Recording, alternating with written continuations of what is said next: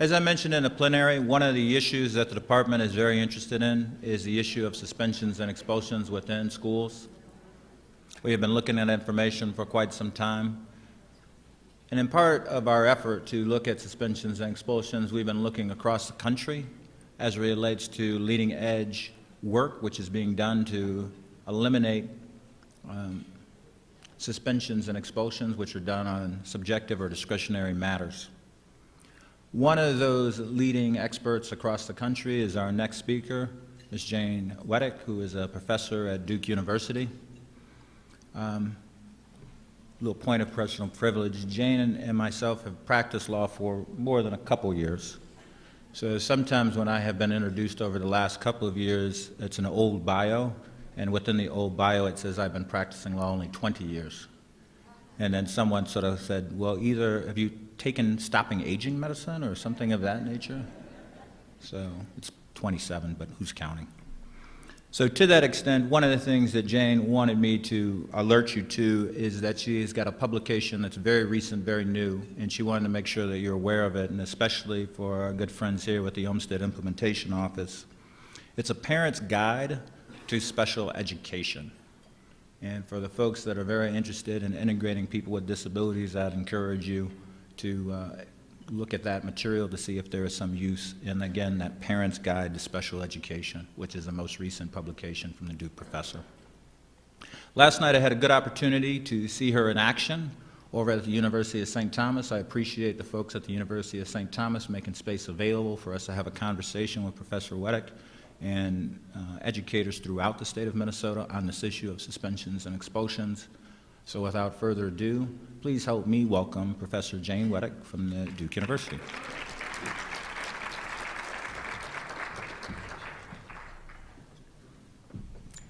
Thank you very much, Commissioner, and good afternoon. I am honored to be here, and I really applaud the Minnesota Department of Human Rights for making this topic so important on your agenda and giving it the priority that it has been given by giving me this podium here on your first day. So thank you. I wanted to add sort of a little bit of introduction about what I do at Duke, because I am a professor there, and that gives me some opportunity to study things, read things, do research. But I also direct a legal clinic. And in the legal clinic, law students who are under my supervision represent students in public schools. And they do it in two main contexts. One is in special education matters, and that led me to the publication that Commissioner Lindsey just mentioned. And then they also do work in the arena of school suspensions. So in North Carolina, and I'm sure that's pretty much the case around the country, that when students are faced with a suspension from school, they have the right to appeal if it's of a certain length. In North Carolina, we have it 10 days. Longer than 10-day suspension, you have a right to an appeal, and you have a right to a lawyer.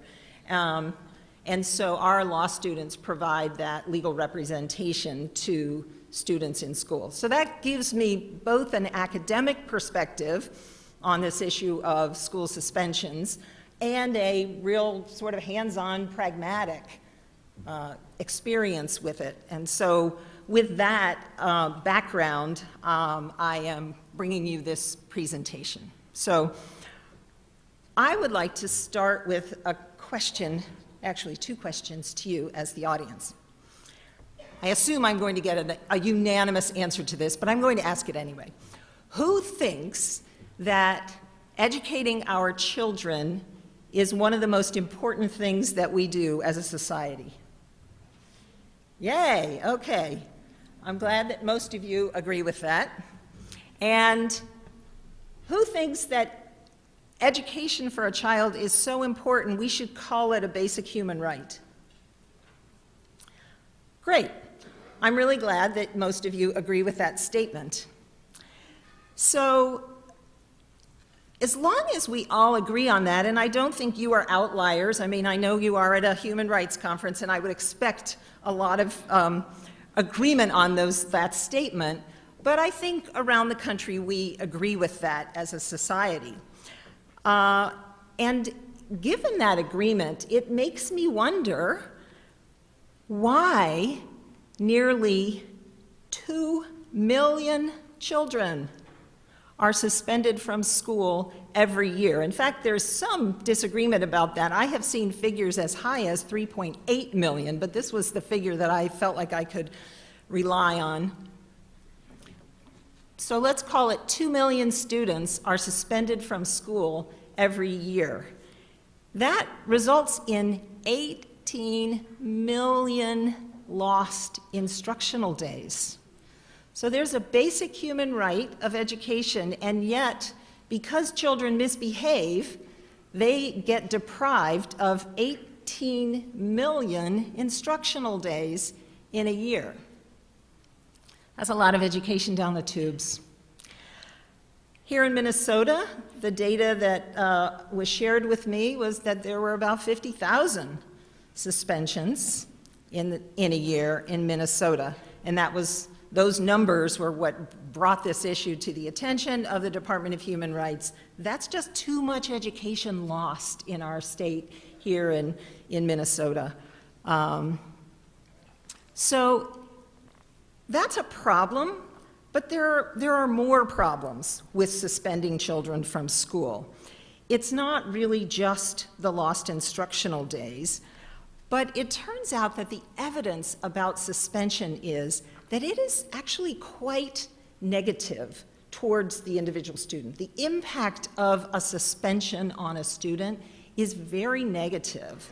So we see here that for individual students who are suspended, the data shows that there is there's a high correlation between having been suspended and poor academic achievement. There is a high correlation between having been suspended and feeling disconnected from school. A high correlation between having been suspended and truancy, and a high correlation between being suspended and a later risk of incarceration.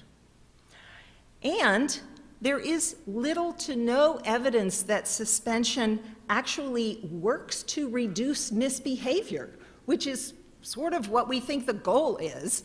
If we're punishing students, we hope that they actually behave better next time. And it turns out that the evidence is that there is no connection between a suspension and better behavior in the future. And furthermore, the evidence is that schools that use suspension a lot are not safer schools. And so there is really very little evidence to back up this high use of suspension.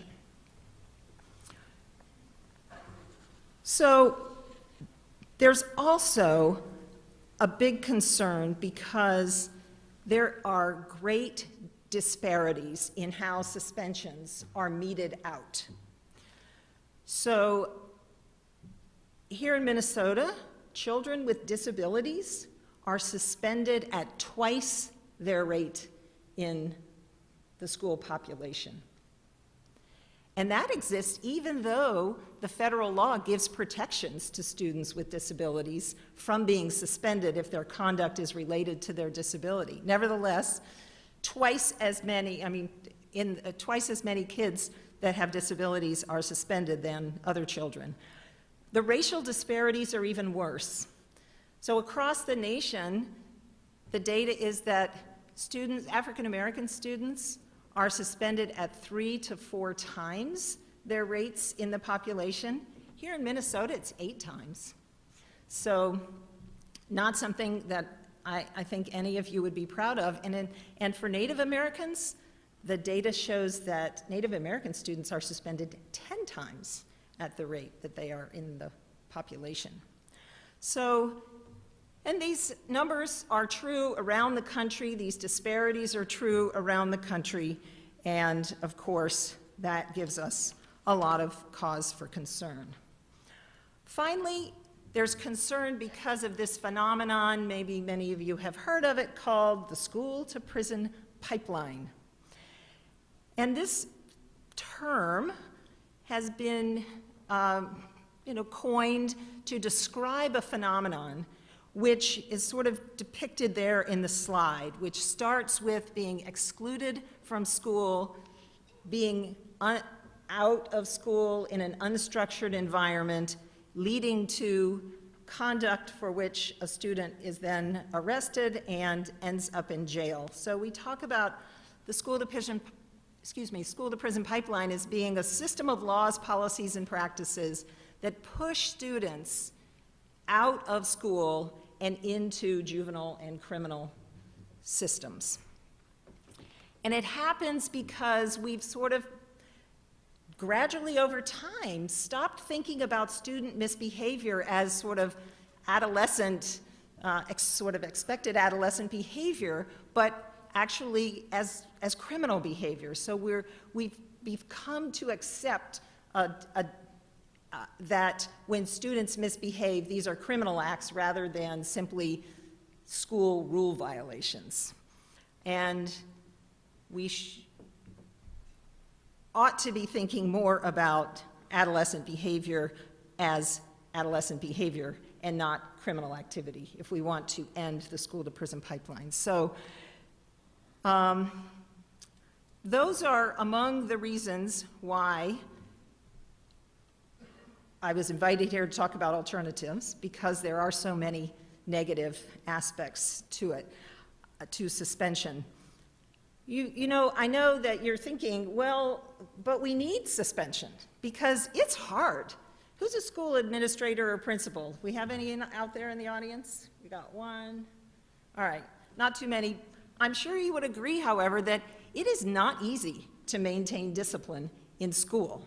School officials need tools because if we don't have safe schools, parents aren't going to send their children to school. Teachers aren't going to teach in schools that aren't safe, nor should they. And students who aren't breaking the rules need to have an environment in which they can learn. And so those are givens. We have to have a disciplinary response when students are disrupting the environment and making it so other students can't learn. And we charge our school officials with teaching children how to behave. I mean, that's sort of part of school, right? You don't just learn the academic subjects, but you learn how to be a citizen.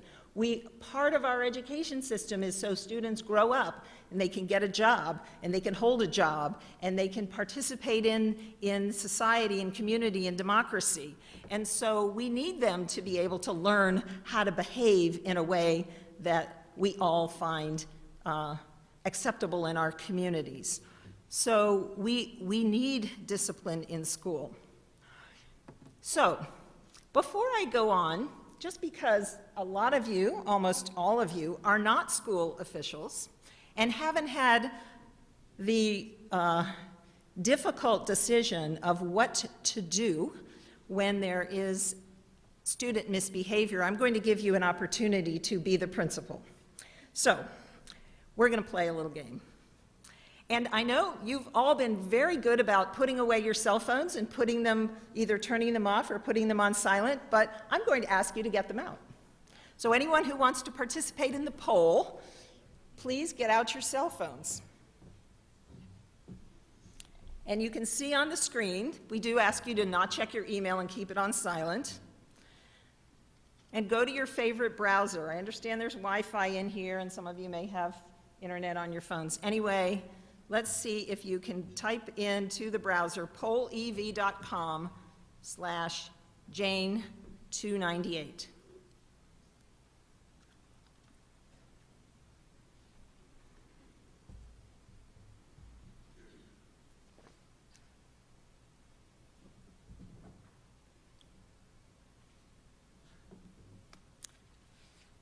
We pretty much there? All right, so we have a practice poll just so you all get used to do it. So hopefully, oops, hold on a minute. I gotta clear that. Okay, Now, yes, you all know what to do, so I'm asking you to choose the best answer to the question, cold weather is great because it makes one appreciate a fuzzy blanket and a cup of cocoa, or it keeps frizzy hair totally under control, or it keeps the Southerners, like me, in the South. I was going to say it keeps the faint of heart out of Minnesota, but I just kept it this way. That was the way I had first done it. All right. So it looks like you've kind of got the idea. So we have a nice majority here on the blanket and the cup of cocoa. I always knew you Minnesotans were really just good, solid people who just wanted to snuggle up and have a cocoa. I like that. All right, so now you got the idea. Now we're going to really go to the poll. So what I'm going to do is this. I'm going to show you 4 images on the screen, and after you see each image, I'm going to ask you to choose how the principal should respond. So you'll see that each image is the image of a student violating the student code of conduct. That won't be, you won't wonder what the code of conduct is that is prohibiting the behavior you're going to see.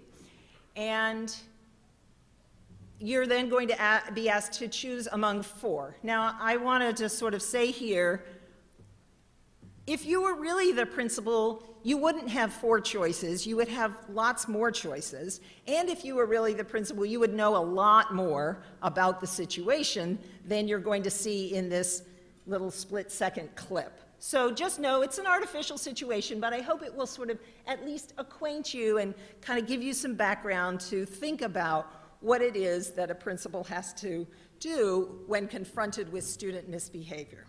Ready? All right, let's see if I can make this go here.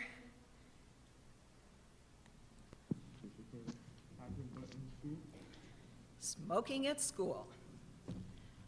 Against the rule in every school. We're going to assume, for purposes of this little clip, that this is actually the 3rd time that this student was engaged, or at least caught, smoking at school. All right, so here are your choices. What should the school authority do? Should they suspend this student for 3 days to try to teach him to stop smoking at school?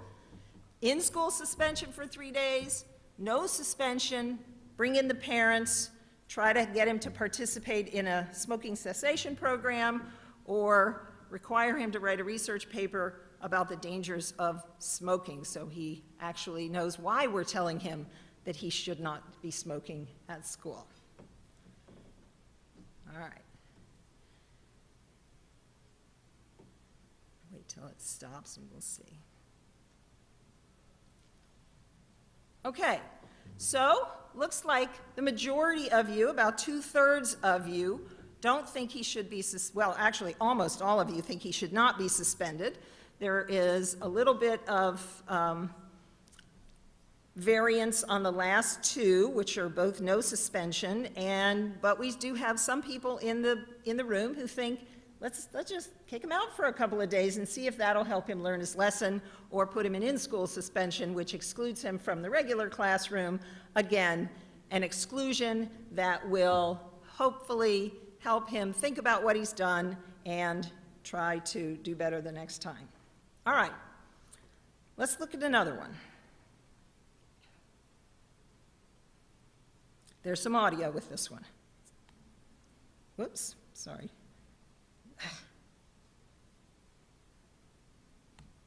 I come to school to learn, not to be treated like I'm a little kid. I take care of my damn self. So guess what? I want to learn something from you. Y'all went on strike for a whole week to get paid to teach us, and now you're here and you want to teach me. You better teach something. All right, so we've got some disruptive mouthing off in class, disrespectful behavior in a classroom. What are we going to do?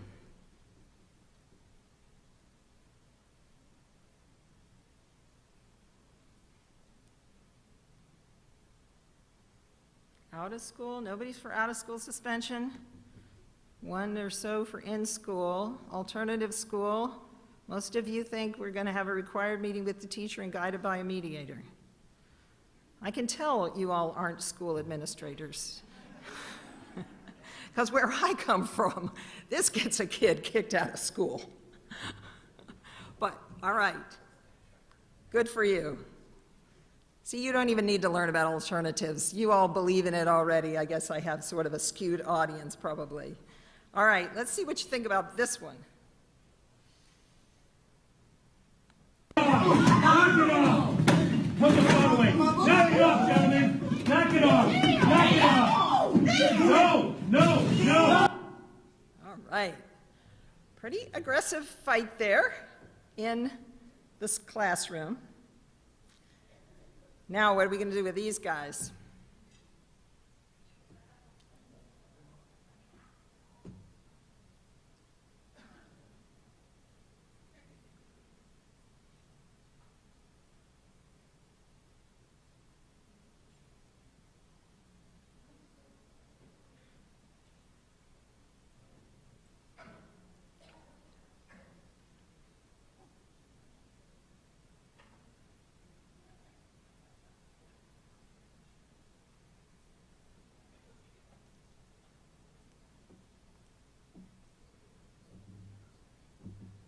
All right, looks like most of you have had a chance. We're still getting a few answers here.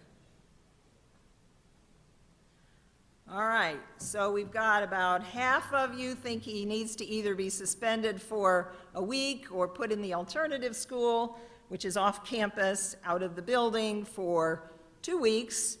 We've got a couple of you who would put him out for the whole semester, probably both of them. It was hard to see who was the aggressor and who wasn't. They were both pretty aggressive. And then we've got about half of you who say no suspension. Let's see if we can figure out in some mediated context what the conflict is about. All right, I'm going to give you one more. Now, this is not a video, so this is an image of a Snapchat photograph. So for those of you who don't use Snapchat, it's a media that a lot of school-aged teens and children use, and it displays an image to anyone who follows the person for a brief moment, and then it goes away. So you can, I mean, the boy's face is blurred, but I'm sure you can see that he has what appears to be a semi-automatic rifle, and the message, "Don't come to school on Monday." He's telling to all his followers on Snapchat. All right, what are we going to do? These are tough situations for school folks.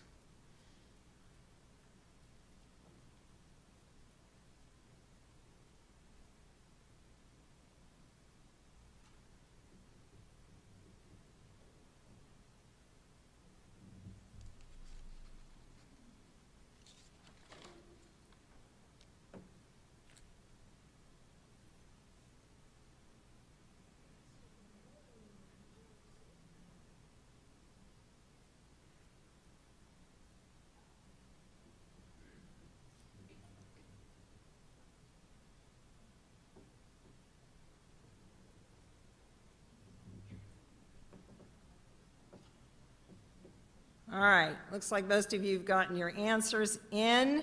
We've got a majority here who are going to cancel school on Monday, call law enforcement, and take it from there. That doesn't mean you won't suspend him as well, but the immediate response is we've got to make sure that the school is safe when we've got someone showing a rifle and saying to his friends, "Don't come to school on Monday."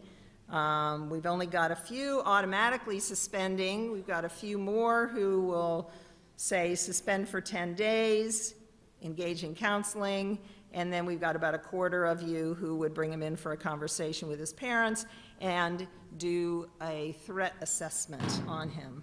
All right, so that's all I have on those. So I hope that that experience, one, just sort of gives you a sense of what it's like to be in the position of having to mete out discipline by the fact that we saw lots of differing answers, even though on most of them there was a majority. You can see that different people respond different ways to this kind of behavior. And some of it is cultural. So some of it is, what do we do in our school? Like I said on the disrespectful girl, where I live in the school systems that I practice in, there's no way she would have just gotten a mediated conversation with her teacher. She would have been out of school. That conduct would have been unacceptable, and she would have been out of school. That's the culture that the school districts around where I live have. And maybe they have that here too, but you all are human rights people, and so maybe that wasn't your first instinct to do that. I think it's also clear there's no one right answer. There's going to be a range, and a lot of it is going to have to do with, again, the culture in the school. It's going to have to do with the experience of the teachers and the principals in the school, the agreements with parents in the district. There are a lot of things that will influence how discipline is handled in a school. And some of those, like engage in counseling, have a mediated conversation, well, that takes some resources. You have to have somebody who's trained to do those things if that's going to be your response instead of a suspension. So let me, I'm going to hold that for a second.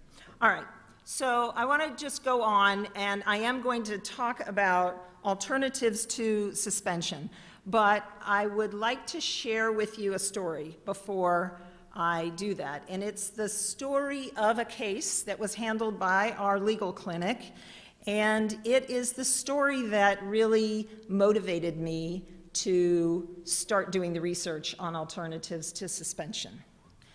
So this is the story of Jerome. And Jerome, when we were referred the case, and Jerome was in the 7th grade in a middle school, and he was facing a suspension from December until the end of the school year, so to the end of his 7th grade year. As we learned about the suspension, we read the notice that came from the administrator as to why he was being suspended. And essentially it said that he had approached another student, he had spoken in a threatening way, and he looked like he was about to strike the other student. He did not strike the other student because a teacher intervened, and so he only essentially threatened. At the time, he was already in something called the alternative learning classroom, which was a classroom that was set up in the school for children whose behaviors were interfering with the classroom experience in the regular classroom, and so they took this misbehaving group, put them in a separate classroom. They had carrels that had sides on them that faced the walls, so they were not to be intervening with other students or even interacting with other students. And they had to stay there until they could get their behavior under control. So that's where he was when this happened.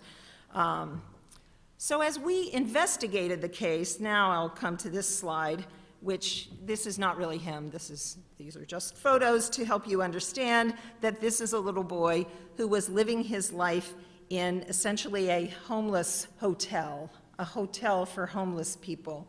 So he was in a single hotel room, and it had been 18 months at the time he engaged in this behavior. He had been living in this one hotel room with his mother and 2 sisters, one of whom was a baby. And when he wasn't suspended, he was picked up every morning in a cab that was provided by the school district right outside the door of his hotel room. And he was driven to school and dropped off at school, and at the end of the day, he was picked up by the cab and brought back to the door of the hotel room. And he then had to spend the rest of his day until the cab came again in the hotel room, because the hotel was in a very busy part of town at the intersection of two major 6-lane roads. His mother said it was way too dangerous for him to be outdoors, and so he wasn't allowed to go outside. So he just spent all the hours that he wasn't at school in this hotel room. His mother didn't own a car, and so they didn't go anywhere, and they didn't really have any apparent source of income, and we didn't really learn all the details of how their life ended up this way. We just knew that that's the way it was.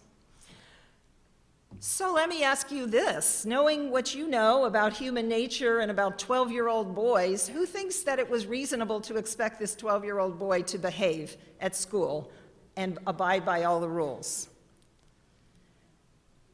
Right, I don't see hands on that. It was completely predictable that when he was at school, he was going to have a lot of energy and a lot of negative energy. He was mad. He was angry. He's 12. He doesn't really understand why he is living in a hotel very well. And he doesn't really know how to interact. He doesn't have really much to draw on. And especially when they're asking him to study his mathematics or the structure of the Earth's atmosphere, this is not relevant to his life at all. And so he misbehaved. And he misbehaved a lot. And when I sort of imagined what his life at like was school, this is what I imagined. Jerome, stop behaving that way. Jerome, how many times do I have to tell you you cannot do that at school? Stop, you, Jerome, stop doing that. How many chances do you expect, Jerome? That's what he heard all day, to the extent he didn't just hear blah, blah, blah, blah, blah, which is probably the way it sounded to him. So the next thing he heard was, "You're suspended." At first, he was suspended for 2 days, and then he came back and he misbehaved again, and he was suspended for 3 days, and then he came back and he misbehaved again, and then he was suspended for 5 days, and then he came back and he was misbehaved again, and he was suspended for 10 days, and that's when the suspension notice came out, after he looked like he was about one more time to be aggressive towards a classmate, that he was suspended for the rest of the school year. The school administrators actually, I think they felt justified. They just said, we've done what we can do. We've used the tools that we have. They gave him a lot of chances. They talked to him, they talked to him, and they talked to him. They tried to help him understand that he needed to change his behavior. They talked to his mother. They tried to help her understand she needed to help him change his behavior. They said he could go talk to a counselor. He didn't really feel that that would be helpful to him, or for whatever reason, chose not to do that. And the administrators followed everything that was in their board policies. They did what they knew how to do, and that was the result. We don't really have any more tools. And so they felt they had no choice but to suspend him through the end of the year. I sat in that suspension hearing and I listened to this. And my first reaction was to just be really sad for this child. But at the same time, and as the longer I thought about it, I was incredulous. I couldn't believe that this is what we do to 12-year-old homeless boys who misbehave in school. And we lost the hearing. The hearing panel upheld the principal's decision to have him out for the rest of the school year. We appealed to the superintendent. The superintendent affirmed the decision and said it was the right thing to do. We had one more level of appeal, and that was to the school board, and by that time the mother felt discouraged and did not engage us to take that last level of appeal. I think she felt pretty confident that it would be the same result.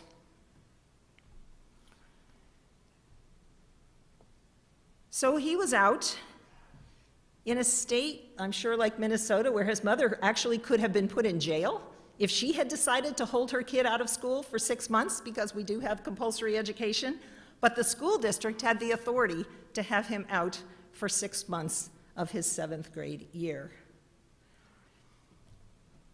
They said, well, we'll give you a computer. You can do your lessons online. Well, I'm sure you can imagine that this hotel didn't exactly have speedy internet service for him to connect to, and nor did he have a particularly good sense of self-discipline that would allow him to work through his academic lessons online. So a month later, when we checked in with the family, he hadn't done anything. And so he was simply without education that year. Regrettably, after that phone call where we found out he wasn't really engaged, we lost touch with the family, and I can't tell you what happened to them. Did he go back to school the next year and finish the 7th grade, take the 7th grade again? Maybe. Did he think he behaved better the next year? Probably not, right? Did he learn his lesson? Well, he probably learned some lessons. They probably weren't the lessons that it was hoped that he would learn about how to manage his behavior and how to be in school in a way that didn't endanger and disrupt others. I think he learned what he already knew, which was the world's a pretty mean place for kids like Jerome. And his life, to him, probably felt very unfair. And he probably couldn't really understand why he had been selected out to have the kind of life that he had. I don't think he saw the school people as people who were on his side. I think he saw them as people who didn't want to help him, people who didn't want him in the building, that he was too much trouble for them. I think that's what he probably learned by being out of school, that he was a bad kid who didn't have the right to go to school. So besides being sad and incredulous, I actually was also ashamed. I was ashamed to admit to him and his mother that my law students and I, with our collective skills and experience and intelligence, were unable to persuade the assistant principal, the principal, and the superintendent that this was not the right response.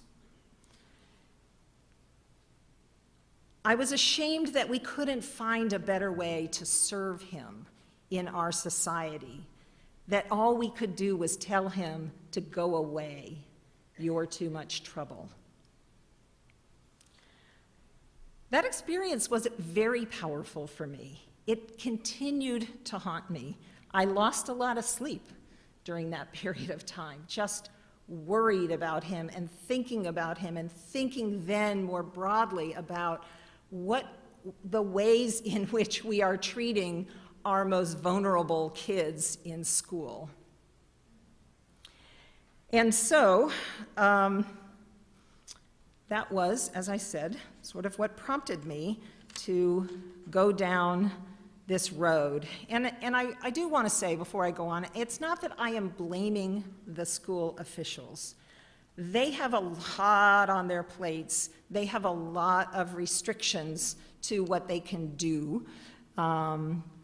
And they were operating within a collective mindset, sort of a culture about how to do the job of school discipline. We talk, we counsel, we start excluding, and then we finally have to exclude altogether.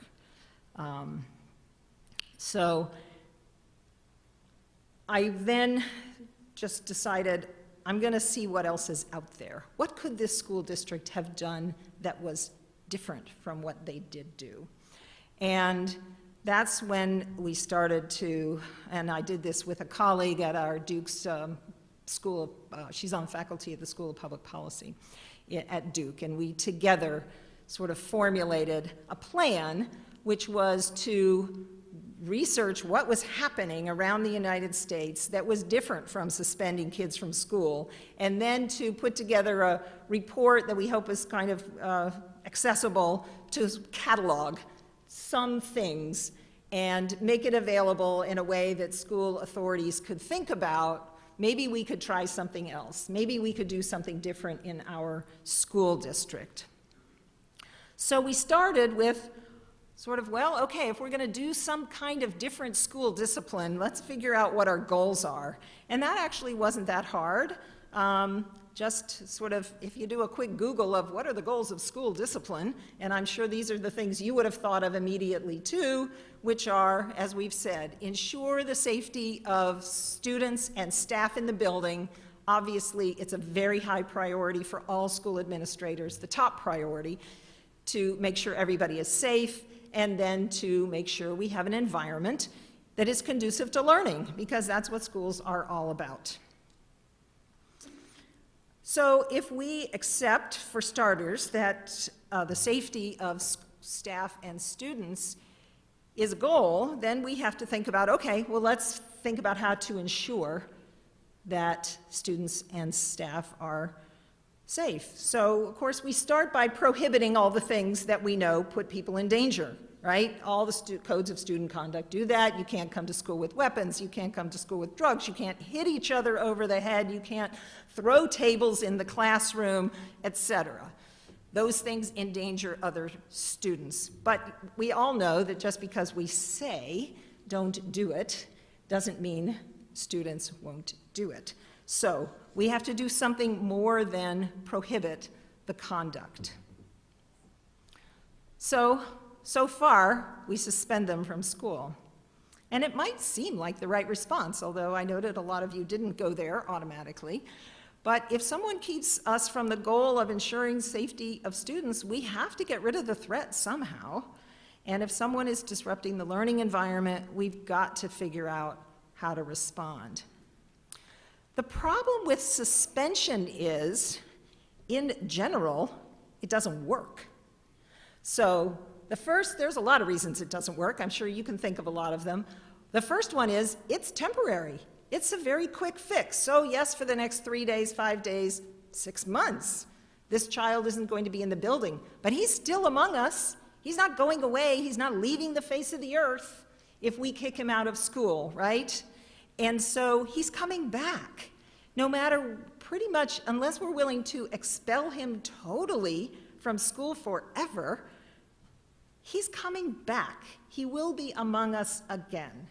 And so if he comes back unchanged, this suspension has done no good. It's too quick, it's a too short-term fix. So that's one reason they don't work. The second reason is because suspensions actually don't change conduct when the student comes back. Virtually all the research that has been done on suspensions and school discipline reveals that suspension does not change behavior. That's not to say that every student who's suspended comes back and engages in disruptive conduct again. Not all of them do, but a lot of them do. And if they don't, it's probably not because of the suspension that they have changed their behavior. But the suspension itself doesn't change behavior. And, well, why is that? I'm sure you can think of a lot of reasons why that is. But for starters, a lot of the behavior is just impulsive. Kids aren't thinking about it before they do it. They just react in the moment, and they do something, they say something disruptive in class, they get mad at a classmate, and they engage in some kind of physical altercation. They're just impulsive. And so the fact that that suspension possibility is hanging out over their head because they heard it on the first day of school when they went over the conduct rules, that's not on their mind at that moment. And so that sort of loses the whole deterrent effect if the behavior is so impulsive that there's no thinking going on about the potential results. Even when it's not impulsive, like the kid smoking in school, that probably wasn't impulsive. He thought that out. He brought his cigarettes to school. He wanted to smoke in school, but he's a teenager.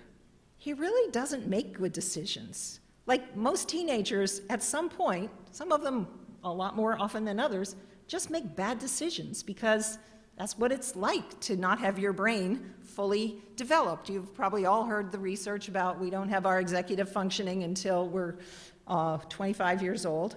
And certainly when we're 13 and 14, we are not engaging in fully mature adult decision-making because our brains aren't quite there yet when we are teenagers. And so, the human development scientists say that at that age, kids are not assessing risk properly, they're not thinking through consequences properly, and they are therefore going to make bad decisions. And it's just going to take time for them to grow up because their brain will get there. Most of us will get there, but we're not there when we're 13 and 14 or 9 years old. Another reason suspensions often don't work is because kids actually respond to them with the view that it's not fair.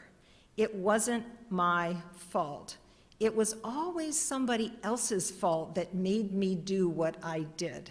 And anyway, the principal just doesn't like me. The principal is picking on me. I know a lot of kids who've done the same thing that I did, and they didn't get suspended. That's what's going through this kid's mind. I mean, having represented a lot of suspended kids, it's really remarkable. Even when they admit they did what they did, it was almost never their fault. It was somebody else's fault, and it goaded them into doing what they did. And the other kid should have been the one suspended, not me. So they end up resentful and angry instead of remorseful and committed to better behavior. They're not usually motivated to change their behavior. And finally, suspension has no element of skill building. So kids at home on suspension are not learning how to behave better. And if they are misbehaving because they are lacking in skills in how to behave, they actually need to be taught how to behave in a very intentional, instructional way. But that's not going on during a suspension. I always think about the analogy to an academic class. Let's say we're talking about math class. Think about math class. So in math class, the teacher presents it, she's up on the board, she's showing the kids how to do the math, right?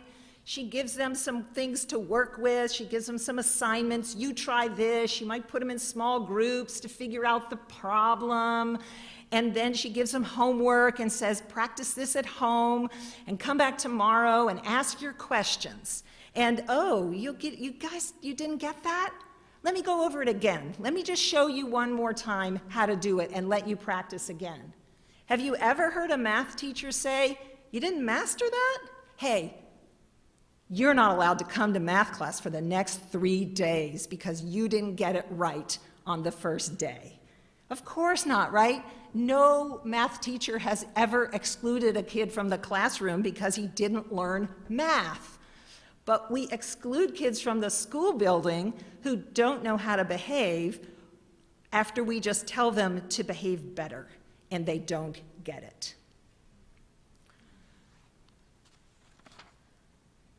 So, there is one more little thought about why suspensions don't work that I'm going to share, and then I will promise you I will talk about some of the alternatives that are going on around the country. This is the research on the distinction between punishment and discipline, and I think if we keep these principles in our minds, we will also see why suspension is not really a good tool. So punishment controls by fear, power, and coercion. It's always imposed on children by adults. It focuses on the student's failure, not on what the student should do positively or proactively. It typically only provides short-term suppression of undesired behavior, and as we talked about, it usually elicits anger, guilt, and resentment. Discipline, on the other hand, is defined as something that guides and teaches. It engages the student in problem solving, focuses on trying to build up self-esteem, develops long-term self-control and cooperation, and helps students make amends and accept responsibility. That's what we do, and I know a lot of you in this audience have children, and I suspect most of you work on the side of disciplining your children and not punishing your children when they do things wrong. And obviously, we all have mechanisms of punishment, but most of what we try to do as parents is discipline our children, which teaches them how to behave in the ways we want them to behave, because they don't come out of the womb knowing these things, right? They have to be taught. And a proper approach to discipline is one that is a teaching approach, not a punitive approach. So, that leads me finally to my report. So this is the report that we put out, and if I'm not mistaken, they got the URL, and yes, you got the URL in your materials in case you would like to go and look at it more, but I'm now going to sort of summarize for you what is here in the report. There are actually 11 different tools that we focused on, and I am only going to go over some of them today, but they're all in there. But sort of the way we started was thinking about helping school administrators ask some questions and then answer them. For example, is what we're doing working? Let's just start there. I mean, you've just heard me talk about, I don't think suspension works very well. Let's, in our schools, ask that same question. In our school, is suspension working? Are the kids behaving better when they come back? Is this tool a successful tool for us? Have we looked at the research? Are we looking around to see what's working in other places? Or instead, are we just kind of doing what we've always done and hoping to see different results? So we made this available to school administrators, people who are on the school boards that are thinking about policies in their districts, and hoping that it would sort of inspire people to think about this in a more thoughtful way and make some change in their districts. So, for starters, I call this the just say no. You could, as a school board, you can just say no. We're not going to suspend kids in kindergarten, or maybe we're not going to suspend any kids from elementary school. That might be a place to start. Let's just not start down this road when they are 5 years old. It is really astonishing when you look at the data and you see that kids in kindergarten are being suspended. And the commissioner told me last night his statistics were that 1 out of every 10 Black African-American kindergarten kids gets kicked out of school. But am I right about that? In the city of Minneapolis. So that's quite something to think about. Kindergarten kids, 1 out of 10 African-American kids suspended from kindergarten? Well, we could just start there and say, no, we're just not going to do that. And there are other things that the school district can set as policy where suspension will not be used. Now, it is true that this one by itself is really not a good plan. You can't just say, well, we're going to stop suspending kids, because you have to couple that with a substitute that does focus on the things that we talked about that discipline does. How are we going to teach students who are misbehaving in kindergarten how to behave better? And unless we couple it with an instructional strategy, it's not really going to help them behave better if we just kick them out of school, or if we just keep them in school and don't respond. So coupling these with other mechanisms. But leadership is important in this area. School boards really need to be at the top of the chain in terms of thinking about this because they set the policies. Superintendents need to be engaged in this. The principals need to be engaged. Parents need to be engaged. Students need to be engaged. I mean, there's a way to set policy that involves the stakeholders, all those people together, to come to an agreement. And some districts who are committed to this are engaging in sort of year-long processes where they get together representatives of the stakeholders and they scrap their school discipline policy they just start from zero.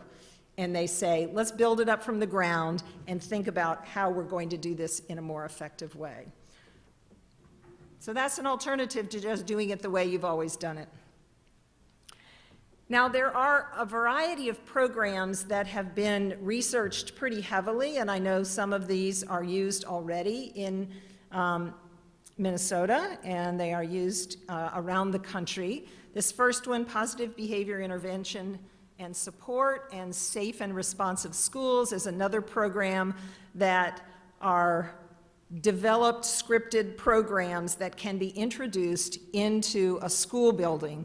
They do involve training. They involve buy-in by all the stakeholders in a school, so from the principal down to the people who serve the food in the cafeteria, to the secretaries in the front office, to the parents, and to the kids.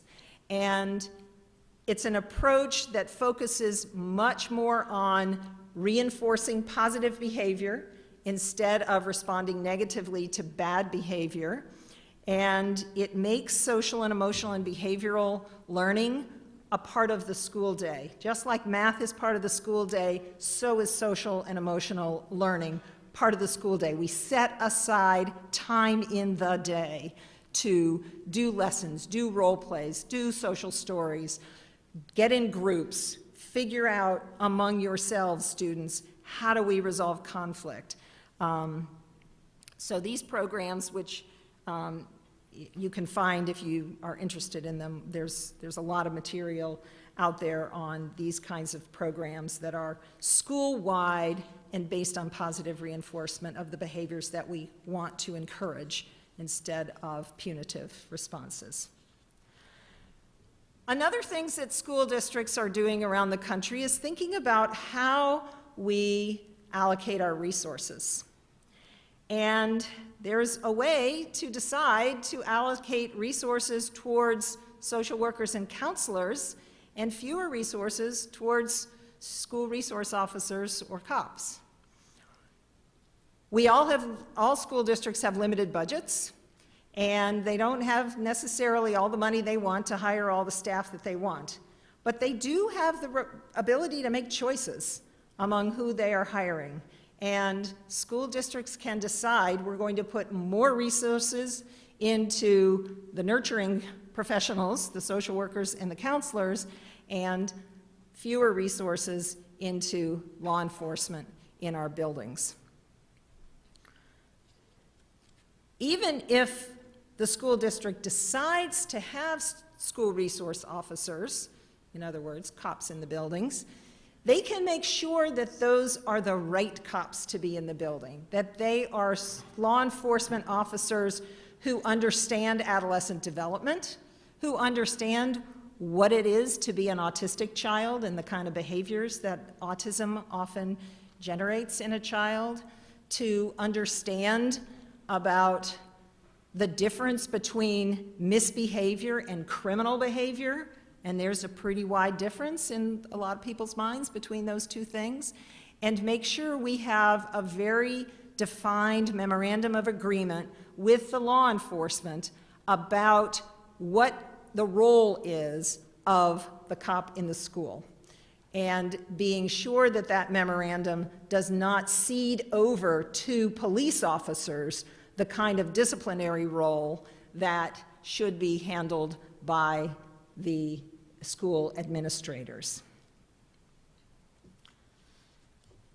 Another thing that is an important aspect of making sure that we have teachers who understand this is good professional development. So we highlight these two programs, one called My Teacher Partner, the classroom assessment scoring system. Both of them have to do with, especially for new teachers, giving them mentors and observers and helping them gain some insight into what they are doing. These observational kind of things can provide a lot of insight for the teachers if they see from a mentor's point of view what's happening. There's also a lot of work now on restorative justice, mediation, peer juries, circles in the classroom, restorative kinds of tools that help the offending student understand what the consequences of their action are and take responsibility for it. And I did read that there's some restorative justice going on in Murray Middle School here in St. Paul and in the Minnesota Public Schools. This has been embraced there, and lots of really good results when schools commit to restorative justice.